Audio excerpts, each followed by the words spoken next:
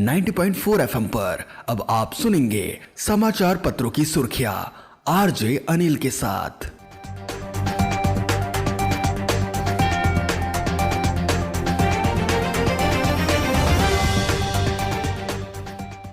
नमस्कार, आप सुन रहे हैं किसान रेडियो बस्ती अखबार पत्र की ताजा सुर्खियों के साथ मैं अनिल चतुर्वेदी। प्रमुख समाचार, खालिस्तानी और आपराधिक गठजोड़ पर एनआईए के छापे, सपा में बगावत से भाजपा के यूपी में 8 प्रत्याशी जीते, प्रस्ताव के बाद भी नहीं मिली बायोकेमिस्ट्री मशीन, चैन स्नेचिंग में मिला पुलिस को सुराग, तालाब की भूमि पर घर बनाने की शिकायत, 3 के खिलाफ आगजनी का केस और हत्या कर सबूत छिपाने के 2 आरोपी दोष मुक्त। समाचार पत्रों की सुर्खियां अब विस्तार से।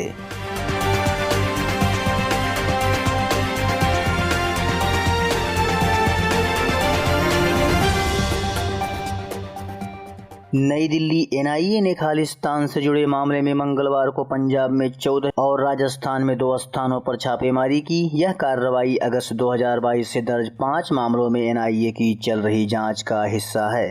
छापेमारी खालिस्तानी समर्थकों और गैंगस्टरों के बीच साठगांठ की जांच के सिलसिले में की गई है। जिन लोगों का नाम छापेमारी में सामने आया है, उनमें एक शख्स राजनीतिक दल से भी ताल्लुक रखता है।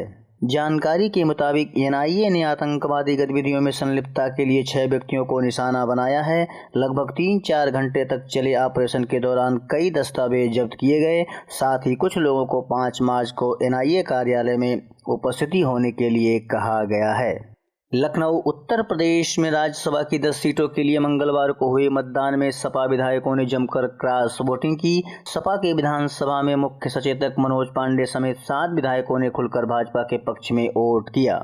सपा की महिला विधायक महाराजी प्रजापति ने मतदान में शामिल न होकर भाजपा की मदद की। वोटों की गणित के हिसाब से भाजपा के 8 और सपा के 2 उम्मीदवार ने जीत हासिल की।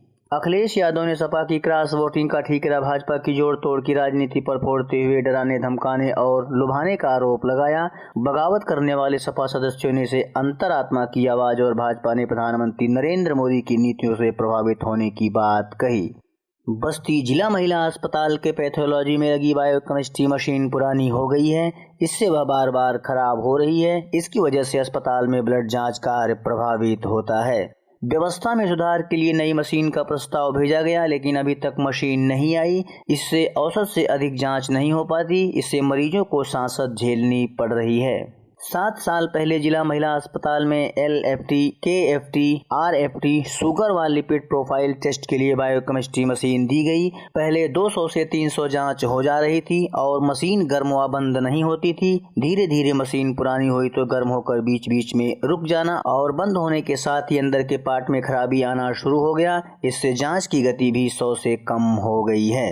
100 सैंपल जांच कराने में मशीन हाँफने लगती है। इससे लैब में तैनात तकनीशियन भी परेशान हो जाते हैं। कभी कभी मुश्किल से रोजाना 40 से 50 टेस्ट ही हो पा रहे हैं। बस्ती शहर बड़े बन स्थित अशोक नगर कॉलोनी में दिन दहाड़े महिला से चेन स्नेचिंग करने वाले बदमाशों के बारे में पुलिस को महत्वपूर्ण सुराग हाथ लगा है। पुलिस को उम्मीद है कि इस सुराग के माध्यम से वह स्नेचर के पास जल्द ही पहुंच जाएगी। फिलहाल बाजार क्षेत्र में सभी लोग CCTV कैमरे को पुलिस खंगाल रही है ताकि बदमाशों के बारे में ज्यादा से ज्यादा जानकारी जुटाई जा सके। कोतवाली क्षेत्र के बड़े बन अशोक नगर मोहल्ले में बीते 21 फरवरी को BSA दफ्तर में लिपिक की पत्नी बिंदु त्रिपाठी के साथ चेन स्नेचिंग की वारदात हुई थी। पल्सर बाइक सवार बदमाश ने झपट्टा मारकर बिंदु के गले से सोने की चेन छीनकर फरार हो गए थे। महिला ने शोर मचाया तो आसपास के लोग जब तक माजरा समझ पाए तब तक दोनों बदमाश बाइक लेकर तेजी से भाग निकले। इस मामले में पूछे जाने पर ASP OP सिंह ने बताया कि घटनास्थल मार्ग व घर में लगे CCTV कैमरे के फुटेज चेक कर अहम सबूत जुटाए जा रहे हैं। बस्ती खीरी घाट निवासी राजेश चौधरी ने DM को शपथ पत्र में 7 शिकायत पत्र देकर शहर से सटे नेबुलवा ताल में हो रहे अवैध अतिक्रमण की जांच कराकर कार्रवाई की मांग की है। आरोप है कि जनप्रतिनिधियों की मिलीभगत से तालाब की जमीन पर बैनामा कराकर घर बनाया जा रहा है। इसके अलावा बंजर की जमीन में उक्त जनप्रतिनिधि अवैध रूप से घर बनवा रहे हैं। कई लोगों ने तालाब की जमीन में बढ़कर निर्माण करा लिया है।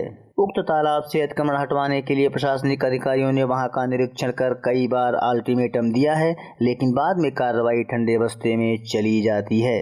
गौर थाना क्षेत्र अंतर्गत कोठवा गांव में शनिवार रात झोपड़ी जलने व उसमें बधी बकरियों की मौत की घटना के मामले में गांव के 3 लोगों के खिलाफ गौर पुलिस ने मुकदमा दर्ज किया है।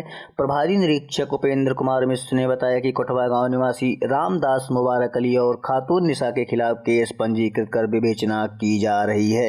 सीओ हर्रैया अशोक कुमार ने कहा कि दोषियों के खिलाफ कड़ी कार्रवाई की जाएगी। कोठवा गांव निवासी रुआब अली के छप्पर में आग लग गई थी। बगल में साबिर अली, मुसाफिर और जगेसर की भी झोपड़ी आग की चपेट में आ गई थी। घर में बधी 30 बकरियों और एक बाइक के साथ खाने पीने का सामान, कपड़ा जलकर राख हो गया था।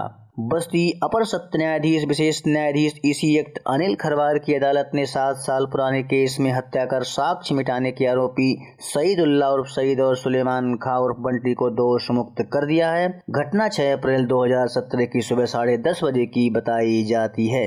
छावनी थाने के चौकीदार जगराम ने तहरीर दी थी कि एक 28 वर्षीय युवक की लाश पूरे हिंदुआ खिसुआ गांव के बीच नहर में पाई गई थी। लाश की पहचान संत कबीर नगर के दुधारा थाना अंतर्गत बागनगर निवासी नूरुल हक 28 के रूप में हुई। बचाव पक्ष के अधिवक्ता संजय उपाध्याय व भारतेंद्र शुक्ल ने अदालत से कहा कि मामले में परिस्थिति जन्य साक्ष्यों से भी मामले की कड़ी से कड़ी नहीं जुड़ पाई। अदालत ने हत्या कर सबूत छिपाने के दोनों आरोपियों को दोष मुक्त कर दिया। समाचार पत्रों की सुर्खियां आगे जारी रहेंगी। बने रहिए हमारे साथ किसान रेडियो।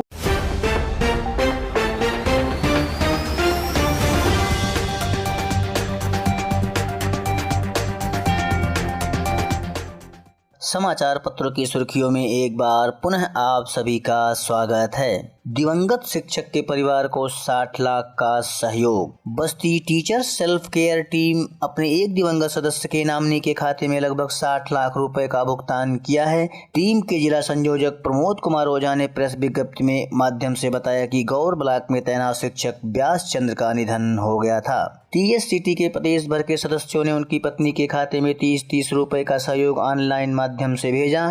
टीम में सक्रिय सदस्यों की संख्या लगभग 2 लाख की है। जिला प्रवक्ता राजेश कुमार ने बताया कि टीएससीटी पूरी पारदर्शी व्यवस्था को अपनाते हुए भुगतान करती है। जिला सह संयोजक राकेश कुमार श्रीवास्तव ने कहा कि इस बार पूरे प्रदेश में 6 दिवंगत शिक्षकों को सहयोग प्रदान किया गया है। गौर ब्लॉक के उच्च प्राइमरी स्कूल भरवलिया में तैनात रहे शिक्षक व्यास चंद के परिजनों को करीब 60 लाख की बड़ी राशि सहयोग के तौर पर प्रदान की गई। बस और ट्रक की भिड़ंत में एक की मौत, 9 घायल। कप्तानगंज प्रयागराज से सिद्धार्थनगर जा रही रोडवेज की बस मंगलवार की भोर में गिट्टी लदे ट्रक से टकरा गई। हादसे में बस में सवार आधा दर्जन से अधिक यात्रियों को चोटें आई हैं। सूचना पर पहुंची कप्तानगंज पुलिस ने एम्बुलेंस की मदद से घायलों को जिला अस्पताल भिजवाया। अस्पताल में एक यात्री ने दम तोड़ दिया, जबकि अन्य घायलों का इलाज चल रहा है। मृत यात्री की पहचान डुमरियागंज वार्ड नंबर 13 निवासी सगीर अंसारी उर्फ अयूब पुत्र बिस्मिल्लाह के रूप में हुई। मंगलवार की भोर तकरीबन 3 बजे राष्ट्रीय राजमार्ग पर कप्तानगंज के गढ़ा गौतम ओवरब्रिज के पास की है। बताया जाता है कि प्रयागराज से सिद्धार्थनगर जा रही रोडवेज बस ओवरटेक करने के चक्कर में आगे चल रही गिट्टी लदे ट्रक में घुस गई, जिससे रोडवेज का अगला हिस्सा बुरी तरह क्षतिग्रस्त हो गया। बस में सवार यात्री चीखने चिल्लाने लगे। हादसे को देखकर आसपास के लोग मदद को दौड़ पड़े। सूचना पर पुलिस भी पहुंचकर घायलों को जिला अस्पताल और सीएससी कप्तानगंज भिजवाया। घर से बाहर निकालने का लगाया आरोप। पुरानी बस्ती थाना क्षेत्र की सुरती हट्टा निवासी चंद्रकांति 75 पत्नी स्वर्गीय मोहनलाल ने प्रशासनिक अधिकारी के माध्यम से डीएम को पत्र देकर न्याय की गुहार लगाया है। सौंपे पत्र में चंद्रकांति ने कहा है कि वह सुरती हट्टा नगर पालिका परिषद स्थित एक मकान में 1/3 की स्वामिनी है। उनका एक पुत्र बीमार रहता है, वह स्वयं वृद्ध है। उसे असहाय मानते हुए एक व्यक्ति उसके मकान पर जबरियां कब्जा कर लेना चाहता है। वह अपने बहू के साथ अयोध्या में रहती है। 24 फरवरी को जब वह बस्ती आई तो दबंग ने अपनी पत्नी, लड़की और पुत्र के माध्यम से घर में घुसने नहीं दिया। 25,000 का इनामी गिरफ्तार। बस्ती जिले में अपराध व अपराधियों के विरुद्ध चलाए जा रहे अभियान के तहत मंगलवार को 25,000 रुपए का इनामी बदमाश रणधीर यादव गिरफ्तार किया गया। उसे एसओजी सर्विलांस व वाल्टरगंज पुलिस की संयुक्त कार्रवाई में दबोचा गया।